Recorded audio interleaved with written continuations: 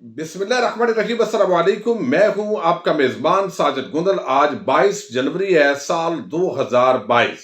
सदारती निज़ाम के नफाज के अवामी मुतालबे पर हुकूमत का जवाब आ गया है। इसकी तफसील आपके सामने रखूंगा। मनशियात केस में लीगी बदमाश राना सनाउल्लाह और ANF के दरमियान कोई मामलात तय पा गए हैं, मुख मुका हो गया है। आज की समात का हवाला आपके सामने रखूंगा। नवाज शरीफ को लंदन किसने भेजा है, इस हवाले से असद उमर ने अंदरूनी कहानी बताई है। ये भी आज की वीडियो में मैं आपके सामने रखूंगा।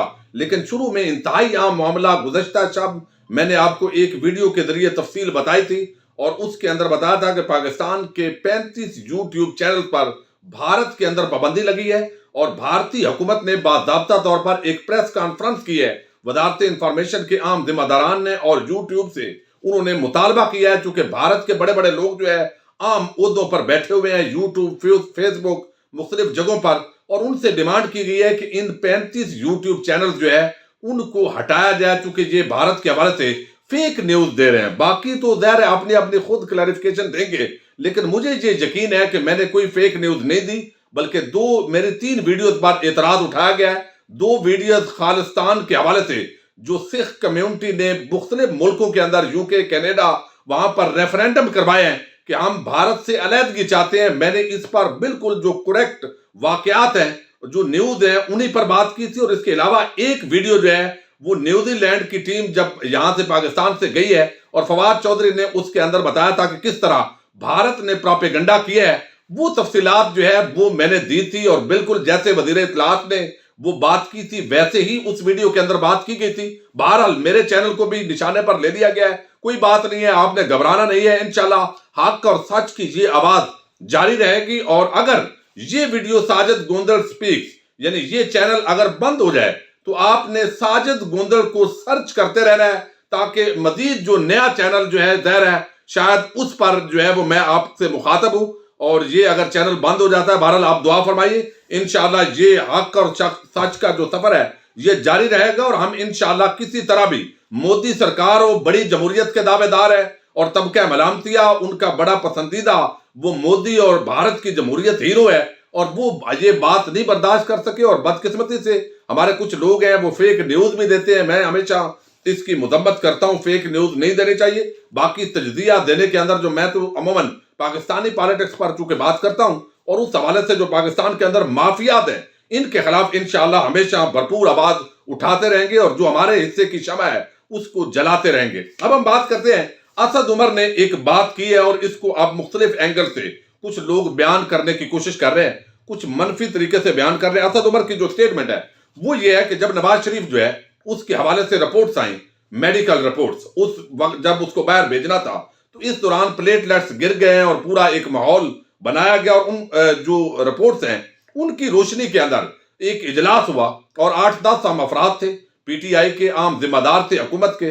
उन्होंने तमाम चीजों का जायजा लिया तो वजीर आजम इमरान खान का यह फैसला था कि इनको नवाज शरीफ को बैरून मुल्क जाने दिया जाए इंसानी बुनियादों पर। और ये अंदाजा नहीं था कि इतना बड़ा ये खानदान फ्रॉड भी कर सकता है, झूठ भी बोल सकता है, बीमारी के नाम पर धोखा भी कर सकता है। हालांकि ऑलरेडी मुकदमे के अंदर देख चुके थे कि किस तरीके से उन्होंने अपने मरहूम वालिद का नाम जो है मुख्तलिफ जगहों पर इस्तेमाल किया। तो असद उमर कहते हैं कि इस मीटिंग में नवाज शरीफ को बाहर भेजने का जो फैसला हुआ उसमें मैं भी शरीक था, जिसके अंदर ये डिस्कस हुआ और कमरे में 6 से 8 लोग बैठे हुए थे। जबकि नवाज शरीफ को भेजने के मामले पर पहले काबीना में डिस्कस हुआ। उन्होंने कहा कि नवाज शरीफ को बाहर भेजने का फैसला 100% इमरान खान का था और इमरान खान ने ये कभी नहीं कहा कि ये उनका फैसला नहीं था। हमेशा बहरहाल जालसाजी हुई रिपोर्टों के अंदर इस बुनियाद पर जो है उनको भेजना पड़ा, तो जालसाजी का उन्होंने बात की। और अब ज़ाहिर है इस पर जो है मुख्तलिफ तबका मलामतिया के लोग मुख्तलिफ एंगल से बात कर रहे हैं। अब राना सनाउल्लाह का मंशियात केस आपको इल्म है, उसकी समाअत हो रही है पिछले 3-3.25 साल से, और उससे 15 किलो हेरोइन बरामद हुई है। ANF के पास भी वीडियो भी है। और उस वक्त के जो वजीर थे ANF के शहर यार अफरीदी, जान अल्लाह को देनी है, उन बेचारे को जो ब्यूरोक्रेसी ने, अफसरान ने बताया, उन्होंने मीडिया के अंदर बयान कर दिया और बाद अज़ां वो वीडियोज नहीं आई।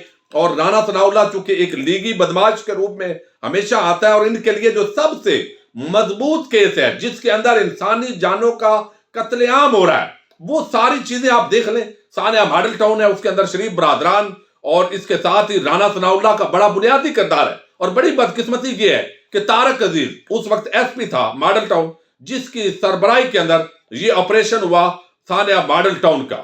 اب اس کو موجودہ حکومت کے اندر پرموٹ کر کے ایس ایس پی بنایا گیا اور ڈی پی او بہاڑی لگا دیا گیا۔ اب پاکستان عوامی تحریک کے لوگ مسلسل احتجاج کر رہے ہیں اور وہ کہہ رہے ہیں کہ دیکھیے عمران خان جو ہے ان سے توقع تھی کہ یہ ثانیہ ماڈل ٹاؤن کے اندر انصاف کے لیے جو ہے وہ کچھ کام کرتے، لیکن بدقسمتی سے وہ تمام افسران جو ثانیہ ماڈل ٹاؤن کے اندر ملوث تھے، جن کا مرکزی کردار تھا قتل عام براہ راست وہ کروا رہے تھے، کر رہے تھے، اور یہ طارق عزیز کا تو بہت بنیادی قسم کا رول تھا، اور اس کو آپ پرموٹ کر کے بھیج دی ہے آپ نے ڈی پی او بہاڑی۔ تو اس پر حکومت، پنجاب حکومت اور وفاقی حکومت کو ضرور ان چیزوں کو دیکھنے کی ضرورت ہے۔ اب دوسری طرف رانا ثناء اللہ کی آج جو ہے وہ سوا مہینے 1.5 مہینے کے بعد آج تاریخ تھی سماعت کی۔ پچھلی دفعہ بھی اے این ایف جو ہے انہوں نے ڈیلے کیا، یعنی ان کے وکیل صاحب نہیں آئے۔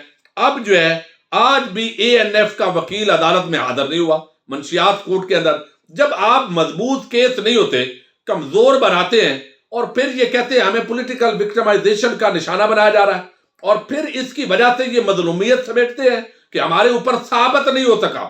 جو ثابت شدہ کیس ہے ثانیہ ماڈل ٹاؤن جیسا، ان سے ان کو بچایا جا رہا ہے، اور لاہور ہائی کورٹ کس طریقے سے سماعت کو روکے ہوئے ہے، اگرچہ ابھی کچھ سماعت ہو رہی ہے لیکن بنیادی کیس رکے ہوئے ہیں۔ یہ اس نظام کی بڑی بدقسمتی ہے۔ حالانکہ رانا ثناء اللہ اور شہباز شریف اس کیس کے اندر بچ ہی نہیں سکتے، اور یہ آپ اس سسٹم کو دیکھیے۔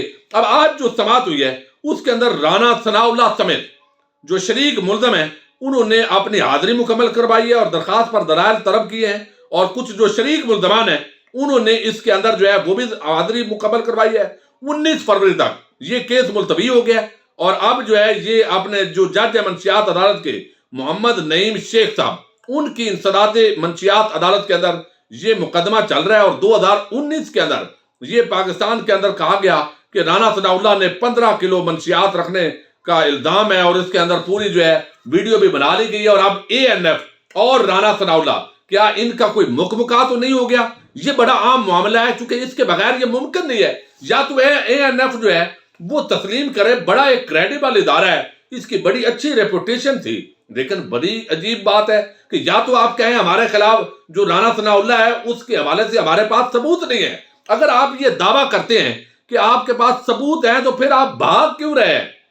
ایک اس طرح کے بندے کو آپ سچا ثابت کرنے پر تلے ہوئے ہیں، جیسے نیب جو ہے زرداری اور شریف گینگ کو سچا ثابت کرنے پر تلا ہوا ہے، جیسے عدالتیں جو جلد فیصلے نہیں کرتی میگا کرپشن کے سکینڈل کی، اس کا فائدہ بھی یہی مافیا لے جاتا ہے۔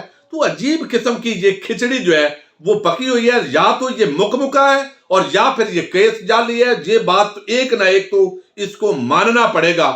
آپ کے پاس اگر رانا ثناء اللہ کے خلاف جعلی کیس آپ نے بنایا ہے خدا نخواستہ، تو پھر آپ کے پاس اگر آپ نے سزا دلوانی تھی اور قوم پر بھی احسان ہوتا، اور وہ اتنے لواحقین جو دھکے کھا رہے ہیں ثانیہ ماڈل ٹاؤن کے، تو آپ ثانیہ ماڈل ٹاؤن کا کیس چلاتے۔ لیکن یقیناً شریف خاندان کے ان لوگوں کو اور رانا ثناء اللہ کو کوئی ہے جو بچا رہا ہے، اور وہ بھی وقت آنے پر ضرور ایکسپوز ہوگا۔ بہرحال اے این ایف جو ہے آج ان کا وکیل پھر جو ہے ماشاءاللہ حاضر نہیں ہوا، اور کیس جو ہے یہ بھی کہیں گے کہ سچا ہے۔ اب صدارتی نظام کے حوالے سے کافی دنوں سے کمپین چل رہی ہے، اور میں بھی اس کا حامی ہوں کہ اس پر ڈیبیٹ ہونی چاہیے۔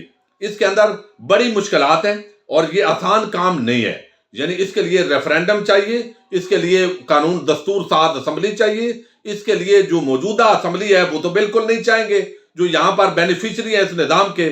مشکل ہے، لیکن ڈیبیٹ کرنے میں، گفتگو کرنے میں، اور اس کا کوئی اس نظام کی بہتری کا حل تلاش کرنے کے اندر حرج نہیں ہے۔ اور میں آپ کو مسلسل کہہ رہا ہوں کہ میں بالکل آپ کو خواب نہیں دکھا رہا کہ ابھی صدارتی نظام آ رہا ہے، لیکن اس پر بحث کا آغاز ہونا چاہیے۔ الحمدللہ بحث کا آغاز ہوا، ٹویٹر پر مسلسل 5-6 دن سے یہ ٹاپ ٹرینڈ رہا۔ اب جو حکومت ہے ان کے اوپر پریشر بڑا اپوزیشن کا، میڈیا کا، کہ یہ صدارتی نظام کا معاملہ کون چلا رہا ہے بھائی؟ حکومت نے کہا ہم تو اس کے پیچھے نہیں ہیں، یہ تو ویسے ہی لوگوں کی ایک رائے ہے۔ اور آپ اندازہ کیجئے کہ یہ صدارتی نظام جو کہ جمہوری نظام کا حصہ ہے، اور اس پر کس طرح زرداری اور شریف مافیا ٹوٹ پڑا ہے۔